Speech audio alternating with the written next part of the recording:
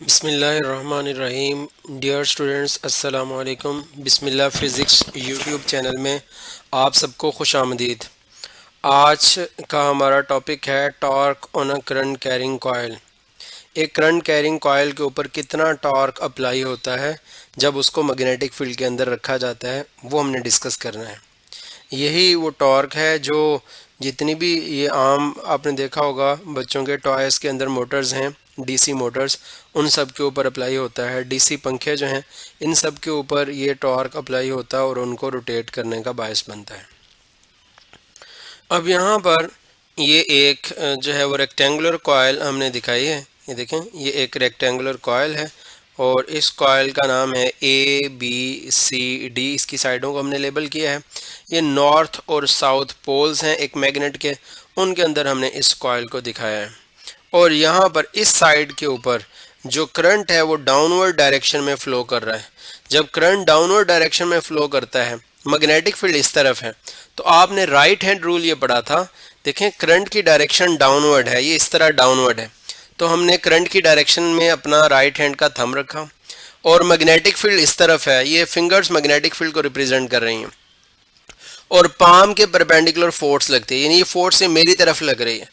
जो outward force लगती है उस फोर्स को हम डॉट से रिप्रेजेंट करते हैं।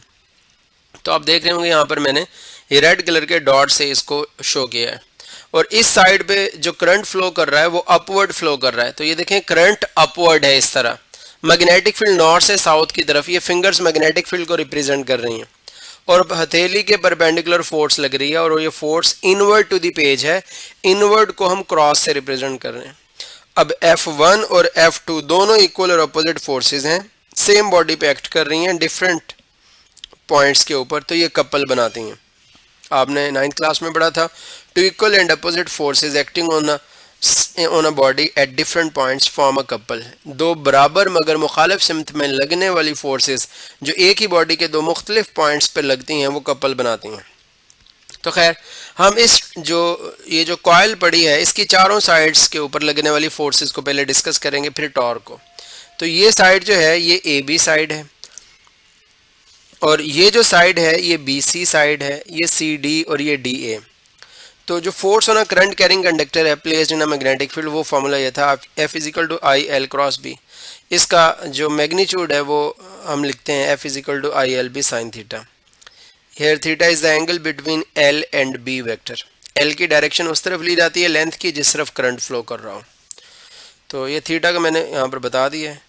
तो अब हम देखेंगे ये साइड्स जो हैं AB और CD, इन पे कितनी फोर्स लग रही है। देखें, AB साइड में करंट इधर से आ रहा है, ये इस साइड से करंट आ रहा है और ऐसे इसमें से इधर जाकर यहाँ से होता हुआ ये इधर जाता है और ये इधर ऊपर जाता है, फिर ऐसे इधर से बाहर चला जाता है।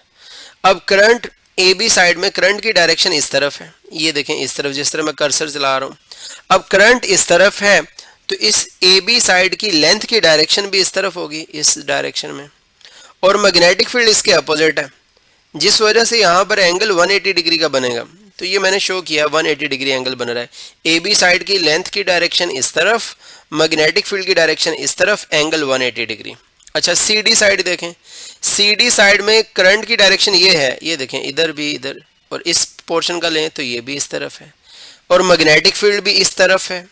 तो करंट और मैग्नेटिक फील्ड दोनों सेम डायरेक्शन में है, यानी लेंथ की डायरेक्शन और मैग्नेटिक फील्ड की डायरेक्शन दोनों पैरेलल हैं, तो एंगल 0 डिग्री बनेगा। तो इसलिए हमने लिखा जो साइड AB और CD है इन दोनों के ऊपर लगने वाली फोर्स 0 है। क्यों 0 है?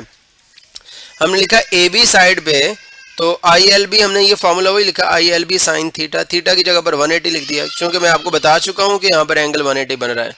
और ये जो CD साइड है इसके ऊपर बनने वाला एंगल 0 डिग्री है, तो इसलिए मैंने यहाँ पर इसके लिए लिखा ILB साइन 0। बाकी फैक्टर सेम है ऑलमोस्ट, इसकी A से लेकर B तक लेंथ और C से लेकर D तक लेंथ बराबर है, तो इसलिए हमने कहा करंट भी दोनों में सेम गुजर रहा है, लेंथ भी दोनों की सेम है, B भी दोनों का सेम है, एंगल एक का 180 बन रहा है मैग्नेटिक फील्ड के साथ और एक का 0 बन रहा है।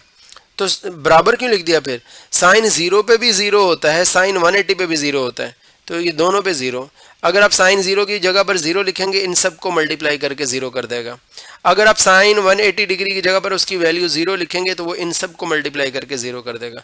तो इन शॉर्ट मैं कहना ये चाह रहा हूं कि इस ए बी साइड पर और सी डी साइड के ऊपर मैग्नेटिक फील्ड की वजह से कोई फोर्स नहीं लग रही, तो ये दोनों फोर्सेस टॉर्क भी प्रोड्यूस नहीं कर रही। अच्छा, अब साइड जो है, force on sides D A and B C, ये दोनों फोर्सेस बराबर हैं। क्यों? क्योंकि इन दोनों साइड्स की लेंथ बराबर है। देखें, ये बी सी साइड की लेंथ बराबर है डी ए साइड की लेंथ के, और ये लेंथ बराबर किसके? कैपिटल एल के। अच्छा, इसके साथ आप एंगल देखें, बी सी साइड की डायरेक्शन, लेंथ की डायरेक्शन अपवर्ड है, मैग्नेटिक फील्ड इस तरफ है, तो मैग्नेटिक फील्ड और इस साइड के दरमियान एंगल कितना बना रहा है? 90 डिग्री। और इधर भी ऐसे ही है, इस डी ए साइड की लेंथ की डायरेक्शन डाउनवर्ड है और ये मैग्नेटिक फील्ड इस तरफ है, एंगल कितना बन रहा है? 90 डिग्री। तो ये साइड भी मैग्नेटिक फील्ड के साथ 90 डिग्री और ये साइड भी मैग्नेटिक फील्ड के साथ 90 डिग्री पे है। Plane of the coil magnetic field के पैरेलल है। जिस तरह ये मेरे हाथ में ये बुक है, अब बुक इस तरह है, अब बुक में मैग्नेटिक फील्ड, ये अगर बॉल पेन मैग्नेटिक फील्ड को रिप्रेजेंट करे तो magnetic field lines plane of the coil के तो पैरेलल हैं, लेकिन इस अकेली साइड की बात की जाए तो ये मैग्नेटिक फील्ड इस साइड के परपेंडिकुलर है। इस साइड की भी बात की जाए, सिर्फ इस साइड की, इस लाइन की बात की जाए तो मैग्नेटिक फील्ड लाइन इसके भी परपेंडिकुलर है। तो यही यहाँ पर आपकी बुक में भी लिखा है कि ये जो प्लेन है, ये पूरा प्लेन जो बन रहा है, ये तो मैग्नेटिक फील्ड लाइंस के पैरेलल पड़ा है, लेकिन ये जो साइड है ये भी मैग्नेटिक फील्ड लाइंस के परपेंडिकुलर है, और ये वाली साइड जो है, आप सिर्फ डी से लेकर ए लाइन की बात करें, है ना, आप डी से लेकर ए लाइन की बात करें, ये लाइन भी मैग्नेटिक फील्ड के परपेंडिकुलर, और बी से लेकर सी लाइन जो है, ये लाइन भी मैग्नेटिक फील्ड के परपेंडिकुलर। तो इन दोनों कंडक्टर्स पे कितनी फोर्स लग रही है वो हमने लिखा है यहाँ पे। ये देखिए, मैंने लिखा F1 फोर्स बराबर है F2 के और वो बराबर है F के। फार्मूला है ILB। चूंकि दोनों साइड्स पे गुजरने वाला करंट भी I है, दोनों की लेंथ भी बराबर है, दोनों साइड्स जिस मैग्नेटिक फील्ड में पड़ी हुई हैं वो उसकी वैल्यू भी सेम है दोनों के लिए।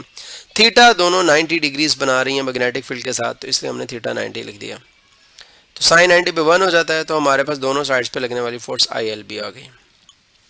अच्छा, अब हमें टॉर्क फाइंड करना है। ये तो मैंने बता दिया, दोनों फोर्सेस बराबर है, F1 फोर्स बराबर है F2 के और ये F के बराबर है, इसकी वैल्यू ILB आ गई। टॉर्क दोनों फोर्सेस की वजह से लगेगा टॉर्क 1 प्लस टॉर्क 2। पहली फोर्स की वजह से टॉर्क 1 और दूसरी की वजह से टॉर्क 2। टॉर्क का फॉर्मूला आपने फर्स्ट ईयर के अंदर ये पढ़ा था, टॉर्क बराबर होता है moment R multiplied by force. तो ये मैंने यहाँ पर इसको शो किया है। आप अगर ये फोर्स बाहर की तरफ लग रही है, ऐसे आउटवर्ड लग रही है, तो हम आउटवर्ड यहाँ पर शो तो नहीं किया हमने, मैंने इसका टॉप व्यू दिखाया है। ये देखें टॉप व्यू किस तरह, जिस तरह ये अगर आपको नजर आ रहा हो, ये बुक मेरे पास है, ये बुक जो है, इस बुक का ये वाला हिस्सा जो है, ये वाला हिस्सा अगर आपको नजर आ रहा है, तो मैं ऊपर से अगर देखूं तो ये फोर्स इस एक साइड पे इस तरफ फोर्स लग रही है और दूसरी साइड पे इस तरफ फोर्स लग रही है। तो यहाँ पर ये मैं टॉप व्यू दिखा रहा हूँ आपको, इस रेक्टेंगुलर कॉइल का ये वाला हिस्सा आपको दिखा रहा हूँ। ये देखें यहाँ पर शो किया हुआ है, ये वाला हिस्सा, ये टॉप व्यू से F1 फोर्स इधर लग रही है और F2 फोर्स इधर लग रही है। अगर आप ऊपर से ऐसे देखेंगे, ये इस तरह करके आप देखें, एक फोर्स इधर लग रही, एक इधर लग रही। अच्छा, इन फोर्सेस का F1 फोर्स है, उसका सेंटर से फासला a/2 है, क्योंकि फुल लेंथ a है और सेंटर से फासला a/2, यही इसका मोमेंट आर्म है। F2 फोर्स जो है, इसका एक्सिस ऑफ रोटेशन से फासला वो भी a/2 है। तो यही हमने कहा कि F1 फोर्स का मोमेंट आर्म भी a/2 है यहां से लेकर यहां तक, और F2 फोर्स का भी मोमेंट आर्म a/2 है। तो ये लिखा हमने, टॉर्क बराबर होता है moment arm multiplied by force a/2 multiplied by F1, plus दूसरे के लिए भी मोमेंट आर्म a/2 है मल्टीप्लाइड बाय F2। a/2 को कॉमन ले लिया, F1 प्लस F2 आ गया अंदर। F1 और F2 बराबर है F के, दोनों फोर्सेस बराबर हैं, तो इसलिए मैंने यहाँ पर इसकी जगह पर भी F लिख दिया और इस F2 की जगह पर भी F लिख दिया, F प्लस F2F। अब a/2, ये 2 इस 2 से कट गया, हमारे पास AF आ गया। अब स्टूडेंट्स एक बड़ी अहम बात है, गौर से सुनेंगे। कपल की वजह से पैदा होने वाले टॉर्क का फॉर्मूला ये होता है। कपल क्या होता है, मैं डेफिनेशन दोबारा रिपीट करता हूं। Two equal and opposite forces acting on the same body at different points form a couple.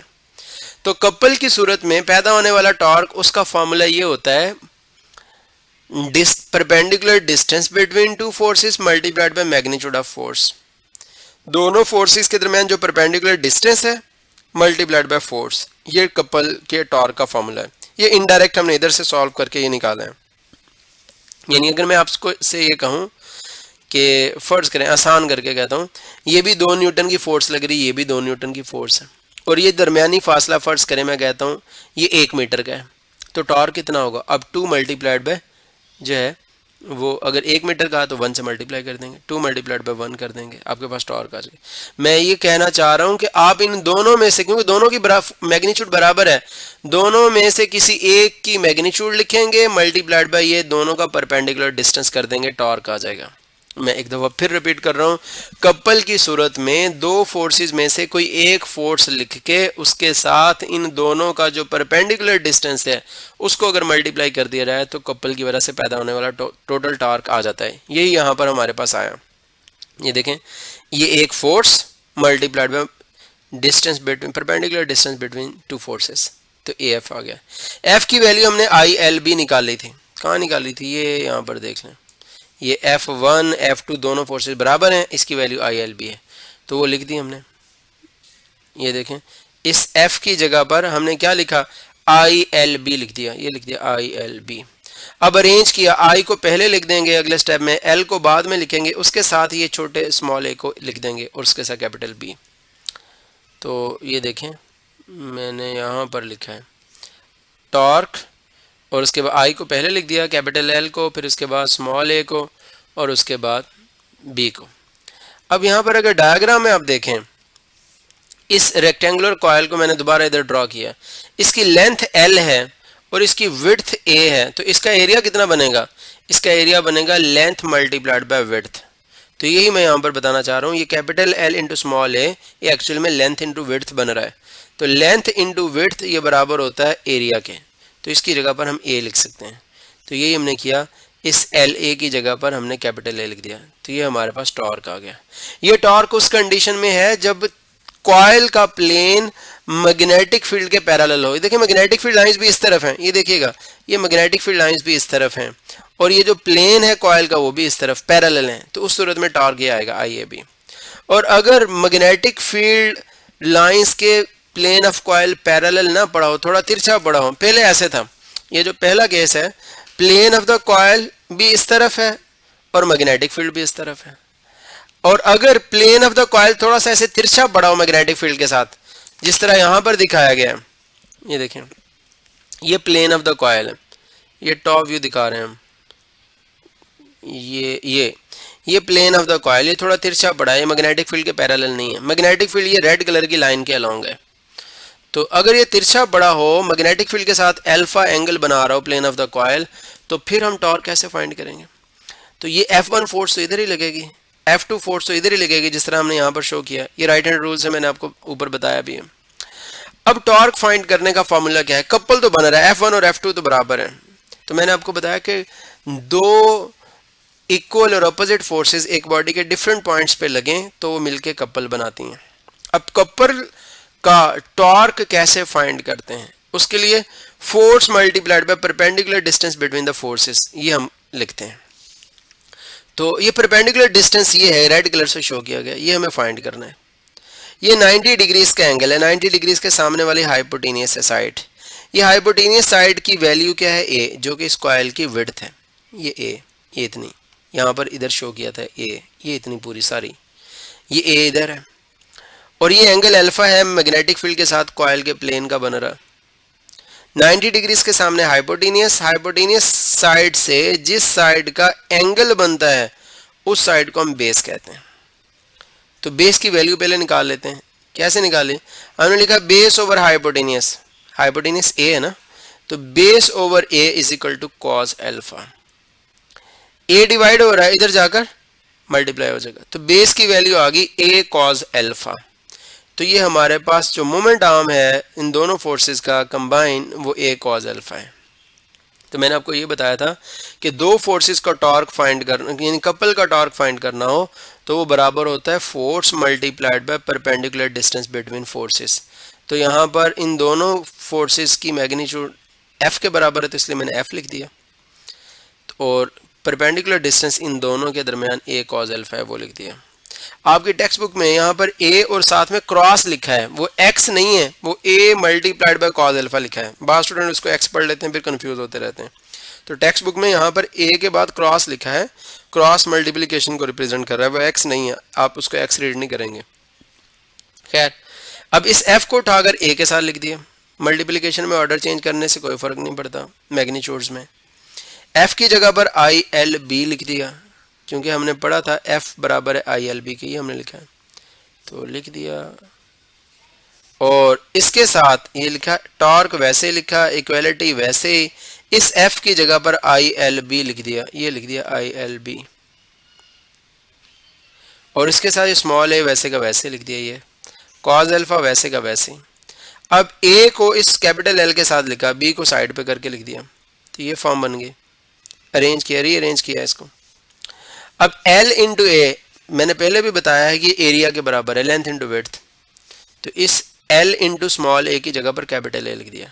अब ये हमारे पास टॉर्क उस वक्त आ गया जब plane of the coil magnetic field के पैरेलल ना हो, किसी भी ओरिएंटेशन में हो, तो ये फॉर्मूला एप्लीकेबल हो जाएगा, किसी भी तरतीब में हो। एक लूप के लिए 1 I A B A cos alpha, दो लूप्स हो यानी दो चक्कर हों तो यहाँ पर आ जाएगा 2 I A B A cos alpha. अगर कॉइल के 3 चक्कर हों तो हम लिखेंगे 3 I A B A cos alpha. अगर n लूप्स हों यानी कॉइल के जो टर्न्स हैं वो n हैं, तो उसके लिए यहाँ पर हम क्या लिख देंगे, शुरू में साथ में n से मल्टीप्लाई कर देंगे, n I A B cos alpha. इसको याद करने के लिए अक्सर हम ऐसे लिख देते हैं, एन आई ए बी लिखने की बजाय हम बिना लिख देते हैं इसको, B I N A cos alpha. इस तरह याद करना थोड़ा आसान रह जाता है कि टॉर्क बराबर है बिना कॉज अल्फा, यानी बी मैग्नेटिक फील्ड है, आई करंट है, एन नंबर ऑफ टर्न्स है, ए एरिया ऑफ द कॉइल है, अल्फा एंगल है किसके दरमियान, मैग्नेटिक फील्ड और प्लेन ऑफ द कॉइल के दरमियान बनने वाला एंगल है। तो स्टूडेंट्स आज के लिए इतना ही काफ़ी है, उम्मीद है इंशाल्लाह आपको समझ आई होगी। तो इसको देखिएगा, फिर भी अगर कोई चीज़ ना समझ आए आप क्वेश्चन कर सकते हैं, इंशाल्लाह हम इसको क्लेरिफाई करने की कोशिश करेंगे। अल्लाह हाफ़िज़।